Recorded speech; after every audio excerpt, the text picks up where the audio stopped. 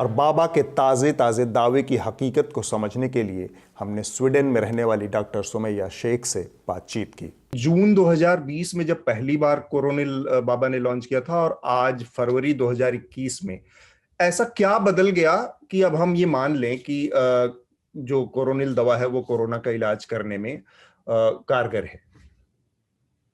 जी, पहली बार जब इन्होंने लॉन्च किया था तो वो डॉक्यूमेंट्स के अंदर 3 ड्रग्स हैं।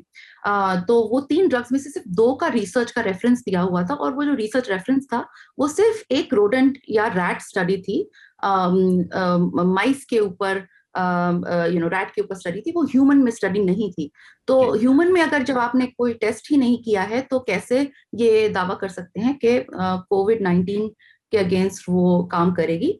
तो तीसरी बात ये थी कि वो जो एक थर्ड रेफरेंस था वो एक कंप्यूटर सिमुलेशन था। तो एक सॉफ्टवेयर के जरिए उन्होंने दिखाया था कि यहाँ पर बाइंडिंग होगी या नहीं, जो प्रोटीन दिखाया गया है दूसरे रिसर्च के जरिए कि ये प्रोटीन बाइंड करता है इस वायरस पे हमारी बॉडी के अंदर। तो वो एक सिमुलेशन था जो बिल्कुल ये नहीं सजेस्ट करता कि वो एनिमल में या ह्यूमन मॉडल्स के अंदर ये बाइंड करेगा या नहीं करेगा। मैं ये जानना चाह रहा था कि एक एलोपैथिक मेडिसिन की जो ट्रेडिशन है उसमें तो रिसर्च पेपर पब्लिश होना और उसके आधार पर दवाइयों का डेवलपमेंट और ये सारी चीजें एक बहुत स्थापित एक ट्रेडिशन रहा है। आयुर्वेदिक दवाइयों के मामले में भी क्या इसी तरह की स्थापित परंपरा है कि एक रिसर्च पेपर में छपेंगी वो छपती रही हैं, या फिर आयुर्वेदिक दवाइयों का कोई अलग इस तरह के रिसर्च इंटरनेशनल रिसर्च पेपर्स होते हैं? नहीं, इंटरनेशनल स्टैंडर्ड से देखा जाए तो कोई फर्क नहीं होता। इंटरनेशनल स्टैंडर्ड से के हिसाब से आयुर्वेदिक हो या कोई भी और तरीके का सिस्टम हो, उसे अलग नहीं देखा जाता, अलग तरीके से नहीं देखा जाता। वो उसी मेडिसिन के सिस्टम में आती हैं। आप अगर रिसर्च कर रहे हैं तो उसे उसी प्रोसेस को, स्टैंडर्ड को फॉलो करना होता है और उनकी जर्नल्स भी अलग नहीं होनी चाहिए। उन्हें उसी स्क्रूटिनी से देखा जाए जैसे दूसरी चीजों को देखा जाता है। हम ये नहीं कहते कि एलोपैथी में कोई प्रॉब्लम्स नहीं है या हम उसे एविडेंस बेस्ड मेडिसिन कहते हैं, क्योंकि एक बार आप उसे एविडेंस बेस्ड मेडिसिन में ले आए तो वो या हर्बल हो या कोई और हो, वो सारी ही एक तरह की दवाइयां हो जाती है, वो सारी ही एविडेंस बेस्ड कहलाती हैं। तो एलोपैथी आयुर्वेद में कोई फर्क नहीं है इंटरनेशनली।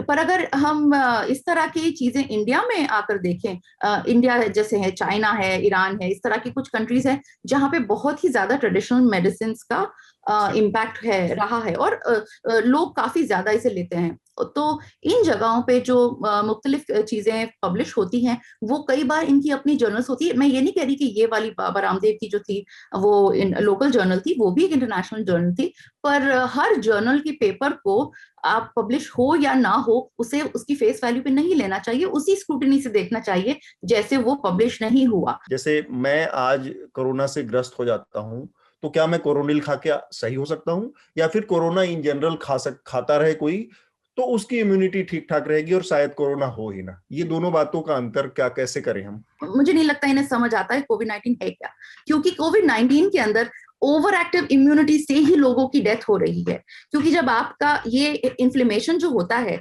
कोविड-19 के इन्फेक्शन में, वो लंग्स में या पूरी बॉडी में होता है, पर रेस्पिरेटरी सिस्टम में जो इन्फेक्शन होता है वो इतना बड़ा इन्फ्लेमेशन क्रिएट करता है जिसे साइटोकाइन स्टॉर्म कहते हैं। तो उसे एक प्रोटीन है जो इतना बढ़ जाता है कि वो इम्यून सिस्टम को बहुत ही बूस्ट कर देता है और उसके वजह से सारे दूसरे ऑर्गन्स या सिस्टम है वो कॉम्प्रोमाइज हो जाते हैं। तो उसमें ऑलरेडी इम्यून बूस्ट हो रही, इसलिए हम स्टेरॉइड्स देते हैं कि वो इम्यूनिटी को कम करेगा। स्टेरॉइड कंप्रेस करता है इम्यूनिटी को, इस वजह से दिया जाता है ट्रांसप्लांट्स के पहले एड्स पेशेंट्स को। तो एड्स पेशेंट्स को नहीं, पर ट्रांसप्लांट से पहले दिया जाता है, तो ऑर्गन ट्रांसप्लांट से पहले, कि उन्हें इम्यूनिटी कम कर दी जाए कि उनका जो नया ऑर्गन है उसे अटैक ना करे अपना।